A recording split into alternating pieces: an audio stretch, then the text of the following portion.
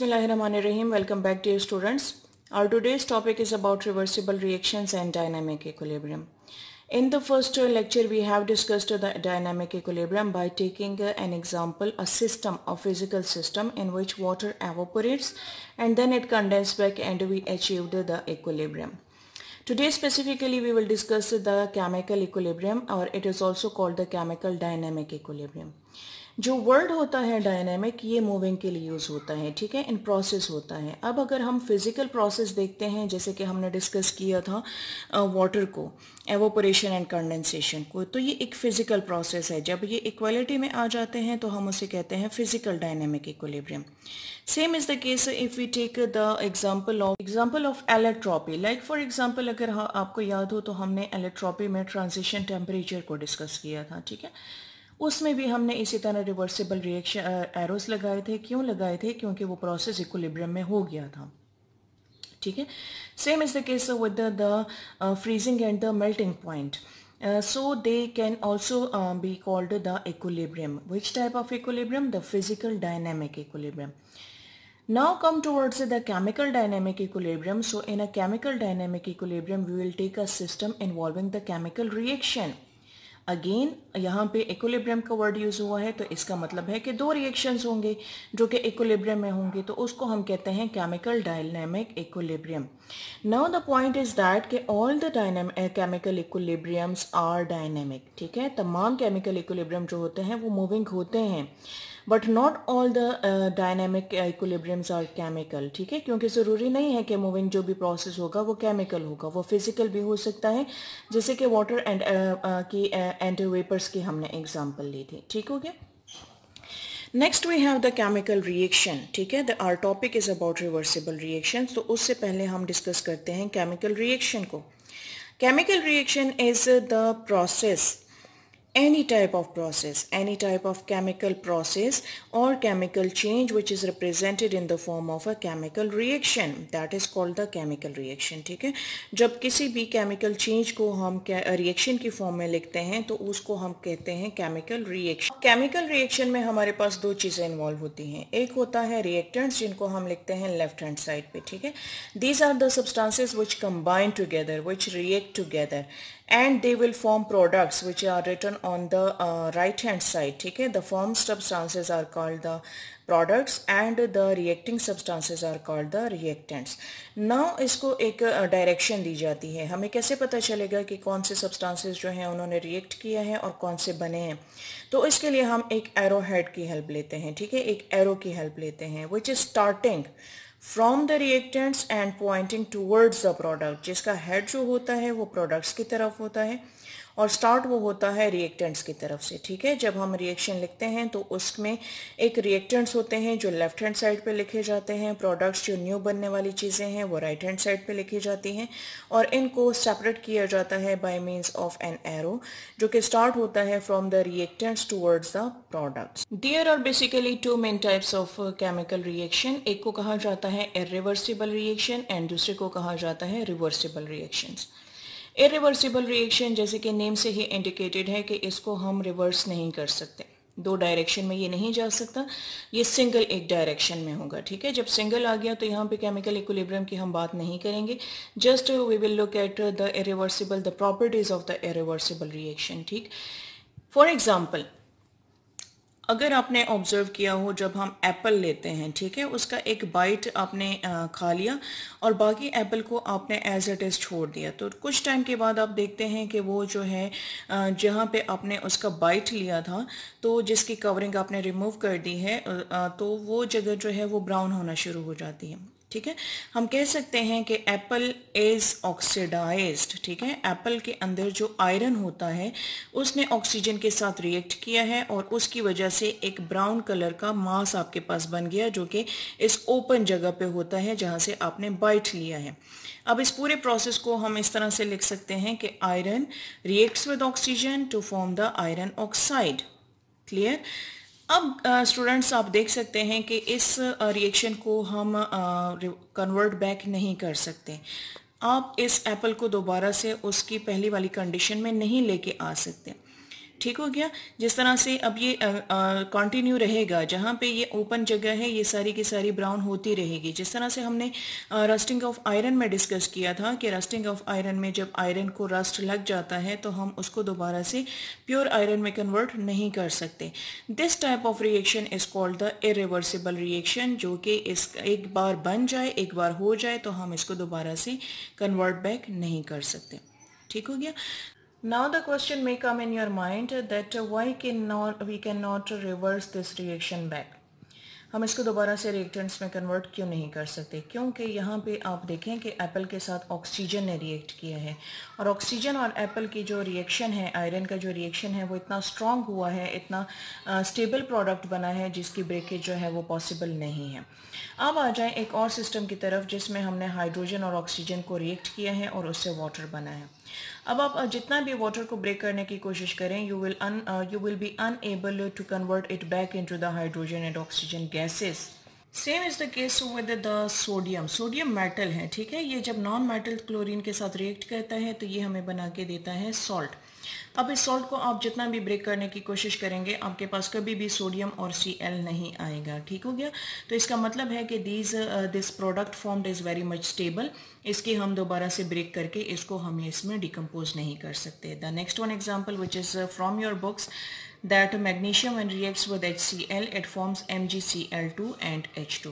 So it means that this product is stable, it cannot be reversed back. अब हम देखते हैं कि इसकी कौन कौन सी characteristics हैं। First of all is that the reaction is completed.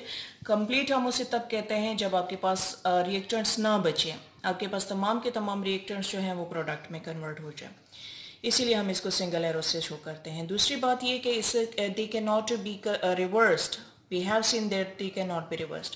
They are shown with a single arrow which is pointed from the reactants towards the products. Now products formed are stable, so that's why we cannot convert them back into the reactants. These are some of the properties of irreversible. Now the next type of chemical reactions are reversible reaction. अब irreversible को देख के थोड़ा बहुत आप लोगों को idea हो गया होगा कि इसमें क्या होना चाहिए। याद रखें जो केमिकल रिएक्शंस होते हैं सारे के सारे जितने भी होते हैं मोस्टली हम उसको क्लोज्ड कंटेनर में करते हैं क्योंकि गैसेस इन्वॉल्व होती हैं। अब हमारे पास एक क्लोज्ड कंटेनर है, ठीक है। उसमें हमने क्या किया है कि नाइट्रोजन और हाइड्रोजन N2 और H2 को हमने रिएक्ट किया है। जब ये रिएक्शन करते हैं तो उससे हीट एवॉल्व होती है, ठीक है। हीट एवॉल्व हो गई और उससे बना क्या, NH3 बन गया, गैशियस फॉर्म में है।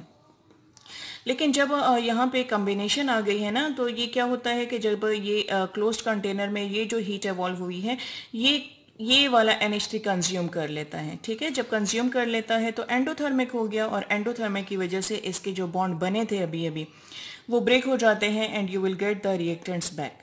फाइन। इसमें दो प्रोसेस इज इन्वॉल्व हैं। एक है N2 एंड H2 का फॉरवर्ड रिएक्शन जिसको हमने ऊपर लिखा है, ठीक है। उससे बना आपके पास NH3, और इस प्रोसेस की वजह से एवोल्यूशन ऑफ हीट हुई है जिसको कहा जाता है एक्सोथर्मिक। ये रिएक्टेंट्स, ये प्रोडक्ट्स। अब सेकेंड प्रोसेस में क्या होगा कि ये जो प्रोडक्ट हैं ये रिएक्टेंट्स बन जाएंगे, ठीक है ना। और इसको ये हीट जो यहाँ पे एवॉल्व हुई थी ये इस हीट को कंज्यूम करके दोबारा से आपके पास रिएक्ट बैक कर जाएंगे एंड रिएक्टेंट्स बना देंगे। ठीक हो गया। Same is the case with the hydrogen and iodine. ये दोनों गैस फॉर्म में आपस में रिएक्ट करते हैं, कंटेनर क्लोज होता है। जैसे ही ये रिएक्ट कर जाते हैं तो उसके बाद ये इसकी अनस्टेबिलिटी की वजह से ये दोबारा से रिएक्ट बैक करेंगे and you will get the H2 and I2। Fine. अब हमारे पास एक और एग्जाम्पल है, इसके साथ देखें। हमारे पास एक क्लोज्ड टेस्ट ट्यूब है, ठीक। ये टेस्ट ट्यूब है जिसकी लिड क्लोज्ड है।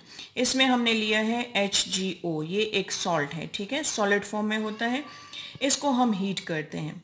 अब होता क्या है कि इसमें दो प्रोसेसेस होते हैं। फर्स्ट प्रोसेस में जब हम इसको हीट कर रहे हैं तो मतलब क्या कि ये देखें ये कंबाइंड फॉर्म में है, HgO मतलब कॉम्बिनेशन फॉर्म में है ना, तो ये एंडोथर्मिक हो जाता है। कहाँ से ये हीट लेगा, ये यहाँ से हीट लेगा जो हम इसको प्रोवाइड कर रहे हैं। इस हीट को यूज़ करके ये कंपाउंड जो है ये ब्रेक हो जाएगा, बना देगा Hg और O। Hg जो है वो लिक्विड फॉर्म में होता है, O जो है वो गैशियस फॉर्म में होता है। Now this gas wants to escape, but the thing is the lid is closed, so what will happen, they will react back, मजबूरी है अब इन दोनों की कि ये दोबारा से रिएक्ट बैक कर जाएंगे, ठीक है। जो पहले एंडो था, अब यहाँ पे देखें, यहाँ पे हमारे पास रिएक्टेंट्स जो हैं वो हीटिंग के करीब हैं, तो इन्होंने एंडोथर्मिक प्रोसेस किए हैं, ठीक है। जो है बॉन्ड ब्रेक हो गया। ब्रेक होने के बाद यहाँ पे हमारे पास बन जाएगा He, जो कि लिक्विड फॉर्म में है, और ऑक्सीजन जो है वो गैस फॉर्म में है, थोड़ा सा ऊपर जाने की कोशिश करता है, gases always tries to escape, but lid close होने की वजह से अब यहाँ पे जो है टेम्परेचर कम होगा, डेफिनेटली इधर और इधर के टेम्परेचर में डिफरेंस है, यहाँ पे टेम्परेचर कम है, तो इसने जो हीट यहाँ पे एब्जॉर्ब की थी अब वो यहाँ पे एवॉल्व कर देगा। जब एवॉल्व कर देगा तो क्या हो जाएगा कि इनकी हीट दोबारा से कम हो जाएगी, कम होने की वजह से ये रिएक्ट बैक कर जाएंगे and they will form HgO। Fine, HgO, endothermic process, Hg and O2 are formed.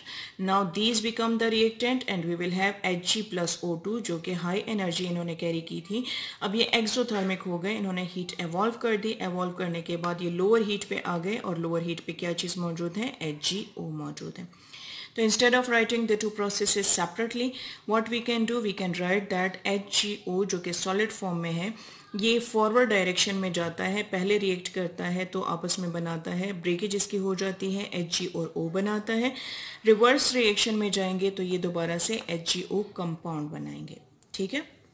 अब इसकी प्रॉपर्टीज देखें, तो प्रॉपर्टीज इसकी ये है कि these reactions are incomplete, means to say in this container, in this test tube, we will have some amount of HgO, some amount of Hg liquid, some amount of oxygen gas। तो ये incomplete reaction है क्योंकि इसमें तमाम का तमाम जो reactant थे वो convert नहीं हुआ product में। इस कंटेनर में reactants and products दोनों मौजूद होंगे। They can be reversed easily, fine, they can be represented by the double arrows, और डबल एरो की प्रॉपर्टी ये है कि ये हाफ हेडेड होते हैं, ठीक है। उसके बाद हमारे पास आ जाते हैं product formed is unstable. First of all reactant in the first step, reactant will react with the two form the product, single arrow के साथ शो किया। फिर हमारे पास ये जो प्रोडक्ट हैं, अब देखें ये रिएक्टेंट्स बन जाते हैं क्योंकि ये रिएक्ट बैक करेंगे और आपके पास रिएक्टेंट्स बनाएंगे। इसको कंबाइनली हम इस तरह से लिख सकते हैं। तो ये हमारे पास जब ये प्रोसेस इक्वल रेट में हो जाएगा, मींस के फॉरवर्ड रिएक्शन जितने रेट में जाएगा उतना ही बैकवर्ड भी अगर सेम रेट में आ गया तो हम इसे कहते हैं इसने केमिकल इक्विलिब्रियम को अचीव कर लिया है। And still the processes are taking place, so this will be called the dynamic chemical equilibrium. Fine, Now we can define the chemical equilibrium, ठीक है। chemical equilibrium क्या होगा? Chemical equilibrium is a reversible chemical reaction is in chemical equilibrium state when the rate of forward reaction becomes equal to the rate of backward reaction and the concentration of the reactants and products become constant। तो याद रखें कि equilibrium, chemical equilibrium को achieve करने के लिए हमारे पास reversible reaction का होना ज़रूरी है। ये इरिवर्सिबल रिएक्शन में पॉसिबल नहीं है। सेकेंड थिंग इज़ दैट कि यहाँ पे दो चीज़ें आ जाती हैं, एक हो जाता है रेट जो कि फॉरवर्ड और बैकवर्ड रिएक्शन का जब इक्वल होगा तो हम कहेंगे कि ये केमिकल इक्विलिब्रियम अचीव कर चुका है। दूसरा इसमें concentration of reactants and products होता है जिनको कांस्टेंट होना चाहिए।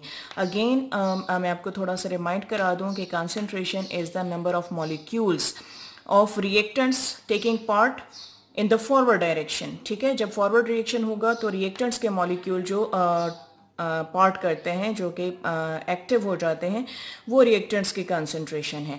और रिवर्स रिएक्शन में कंसंट्रेशन किसकी हम देखेंगे? प्रोडक्ट्स के देखेंगे। Number of molecules of the products involved in the backward direction, in the backward reaction. So when these both becomes equal, उसको हम कहते हैं बिकम्स कांस्टेंट, ठीक है। उसको हम कहते हैं, अगर ये सेम नंबर में आ जाए ना कि जितने रिएक्टेंट्स के मॉलिक्यूल्स ने रिएक्ट किया है फॉरवर्ड रिएक्शन में, उतने ही अगर आपके पास प्रोडक्ट के मॉलिक्यूल्स ने रिएक्ट किया बैकवर्ड रिएक्शन के लिए, तो इसको हम कहते हैं constant. So this was all about the chemical equilibrium and the reversible reaction. I hope कि आप लोगों को ये टॉपिक क्लियर हो गया होगा।